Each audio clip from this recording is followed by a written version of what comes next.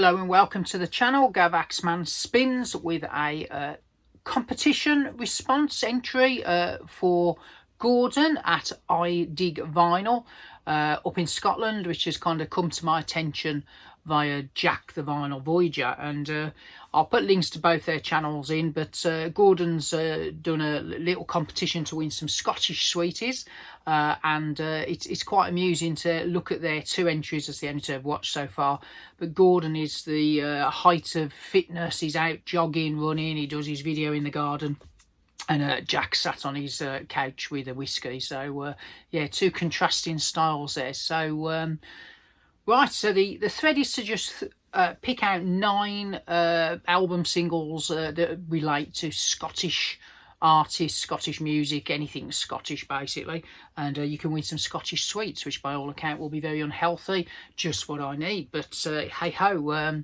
Let's have a look at what I picked. So I've just gone, these are all in kind of rough release date order or recording date, and I've just picked 9 from the wonderful Scottish musical heritage. I think this is partly a celebration of Scotland finally making it to a World Cup, which I was delighted about, because the game and the way they got there was probably one of the best games for a neutral I've watched in a long time. And you know, and the English really want Scotland to do well, just as I'm sure the Scottish will want England to do well and will be supporting us from the sidelines. Not so up first. So this album, whenever I play this and this band, it always reminds me of a bar in Birmingham, the late 80s, early 90s. It's a bar called Sputnik's, and basically it was down like in a basement bar. It had the world's worst toilets that were always overthrowing. You had to kind of juggle your way through them without getting soaked. There was no room in this bar at all, you know, and this was in the days of smoking, so when you got home invariably you'd have cigarette burns in your shirt and lager stains down the back of your coat, because it was so cramped you were like this trying to hold your drink. But the music in this bar, and that's why we went, was absolutely fabulous. It was all kind of what I would call, we probably didn't realise it then, but almost alternative 80s, because in the mainstream kind of pubs and clubs it was all Handbag House and Stock Aitken and Waterman, but this place played just all those classic 80s, particularly on 12-inch I think, so it was a vinyl kind of DJ, and you'd have things like the Waterboys, Whole of the Moon, you know, early Duran Duran, Girls on Film, bands like Simple Minds, and a lot of Prince and stuff like that. But one of the ones they would always play would be Rip It Up and Start Again by the wonderful Edwyn Collins and Orange Juice. So this is an early 80s classic. I think they kind of split up not long after, but what a song this is, and fabulous song. And whenever I hear that song, it's on the radio an awful lot. It's probably the Orange Juice song that's kind of lived on long after the band. And it takes me right back to trying to circumnavigate flooded toilets up a stairs whilst drunk, dodging cigarette butts and things like that. But great memories, great song from the early 80s. And then another band that they used to play in that bar, they play things like In a Big Country and Fields of Fire. But I've chosen the second album, Steel Town, a bit of a concept album back in the day of the effects of government policies on traditional industry, and the ravishes of what would happen when steel kind of stops being manufactured in the country, which is still as apt today as it was then. This has got probably my favourite big country track is Where the Rose is Sown. The album version is a little bit muffled, but the single version they kind of remixed it a bit, and it's a great song. And live, what a band this one were. I have a special place in my heart as well, because the drummer appeared on the Colts Love album as like a guest drummer. And a brilliant drummer. But late great Stuart Admonson, sadly missed, but great band, the wonderful Big Country. So in total opposite to that kind of big stadium rock of U2 and The Alarm and Big Country, along came two brothers from I think Glasgow, and Psycho Candy, the Jesus and Mary Chain, the band that started Creation Records and all that eventually became. But what a debut this is, you know. It's still incendiary. I love watching interviews of them where they literally just don't answer any questions. I think the Stone Roses followed suit in that kind of vein. The Reed brothers were kind of not particularly media friendly, but my God, they ripped up a storm. This lovely splatter vinyl, this one is. So yeah, so that was a limited jobby, but yeah, great album. There you go, can't really say much more about that. Riots at universities, feedback, highly influential. And little do people know, I suppose most of you know, is that the early drummer of Jesus and Mary Chain was Bobby Gillespie of Primal Scream fame, and they released a few years back singles and radio sessions from 1985 and 1986, including the song Velocity Girl, which is the track that launched the whole C86 cassette indie movement. So nice little album this. Again, I think this one might be on some kind of is it clear vinyl? Oh yeah, there it is. So yeah, so there you go. But the Scream still going, lost members left, right and centre, but they're still hanging on in there, but very of its time. And then a complete volte-face, probably way more popular than the Primal Screamer in those days, but this always makes me think of Scotland. Obviously Raintown.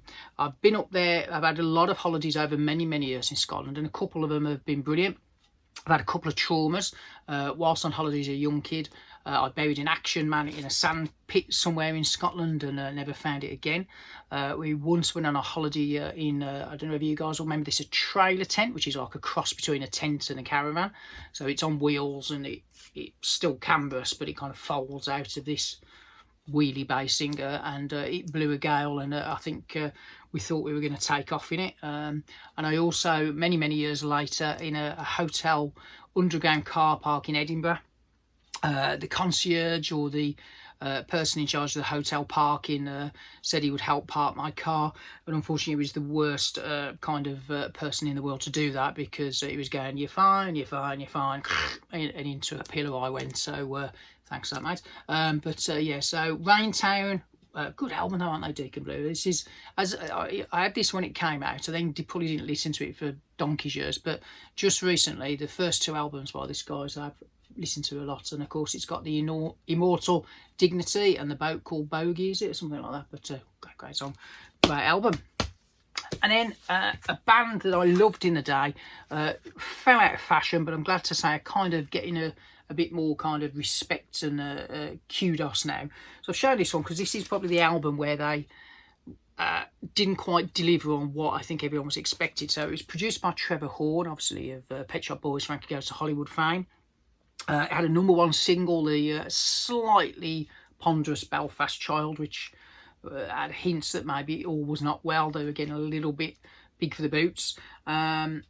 And it had the wonderful Mandela Day, which I really enjoyed it. So, but the album is like half a great album. So the opening couple of tracks in Street Fighting Years and Soul Crying Out are absolutely beautiful.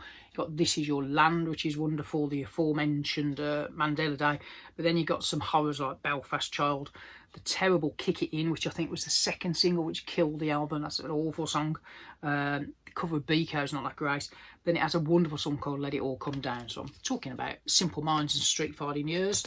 But when I bought this album, I put the first couple of tracks on. I thought, oh man, this is going to be such a good record, and it just didn't quite see it through. But in parts, a great album. That was 1989, wasn't it? And then into the 90s, Scottish music, you know, it was kind of everywhere really. The influence obviously of Creation Records, Tiger Milk. So this is 1996. So Belle and Sebastian, and this is one of those kind of legendary album that it was kind of, I think it was funded by some kind of college course. It was almost like a college project. They got the money to make the album as part of a grant, an arts grant or something like that, and they're all kind of students or something. But this is a wonderful little album. It's not for everyone. It's a little bit twee. For me, I hear a lot of echoes of Simon and Garfunkel. Nick Drake's in there. But a wonderful little band, and they inhabited for a few years their own world, and I briefly thought they were going to be really popular, and they never quite broke through. But some great songs on this. That's that one, and if you haven't heard that one, give that one a whirl. Right, what we got left? Couple to go. So you can't do a video on Scottish music by law without mentioning the wonderful Teenage Fan Club. So I'm going to go with Howdy, because this one doesn't get a lot of kind of showing. It was also the final album they did on Creation Records, who went bust not long after, which I think didn't do it any favours.